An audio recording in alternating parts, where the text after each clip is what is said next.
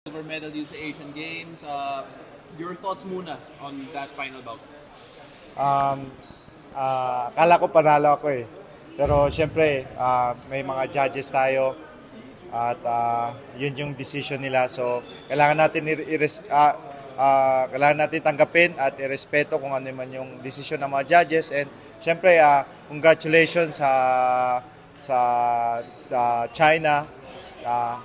Nakuha niya yung gold. Time niya to ngayon, sa kanya yung gold. So, hintayin ko yung perfect time para sa akin.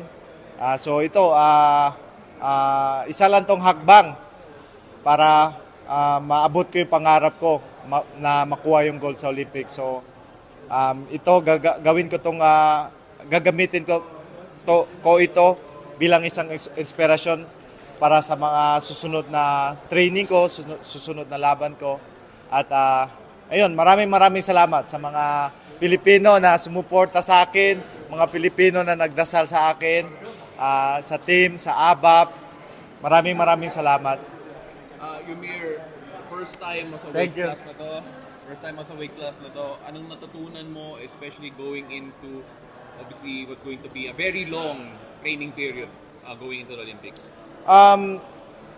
Marami ako natutunan kasi maliit talaga ako sa weight class ko.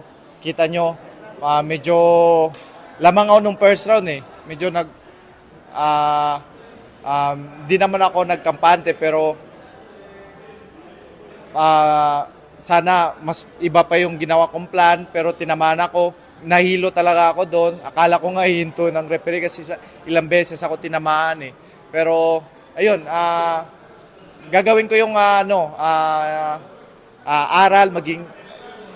aral yun para sa akin na pagbutihin ko pa lalo sa mga ensayo ko at kailangan ko mas palakasin pa yung katawan ko para sa timbang na to.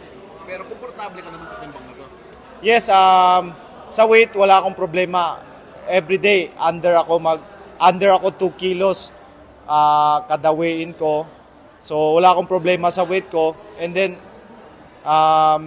wala na din yung weight class ko sa 75. Kung meron lang talaga 75, yun talaga yung perfect para sa akin.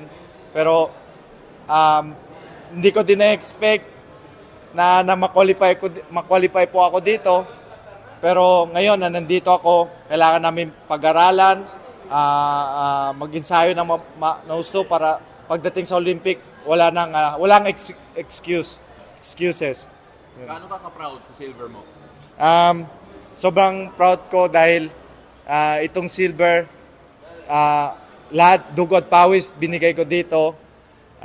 Lahat yung pamilya ko nagdasal para manalo at nakatungtong ako. Itong silver, hindi lang to silver. Ticket din to papuntang Paris Olympics. So, ayun, sobrang saya, sobrang proud ako kasi after ko mag-Tokyo Olympics, nag-professional ako. Akala ko hindi na ako makapag-represent ulit sa mga tournament na tulad na ganito. Pero nandito ako ulit at papuntang Paris Olympic. So, hiningi ko sa lahat po ng mga Pilipino na sumusuporta sa akin, nagmamahal sa akin, nagmamahal sa Philippine sports. Maraming salamat sa inyong suporta. Patuloy nyo lang po suportahan ang mga atletang Pilipino na lumalaban po para sa timbayan. Yung tagumpay po namin ay tagumpay nyo din, mga kababayan. Marunong ka na mag-French? Practicein ko. Okay, mag-bonjour ka. Bonjour.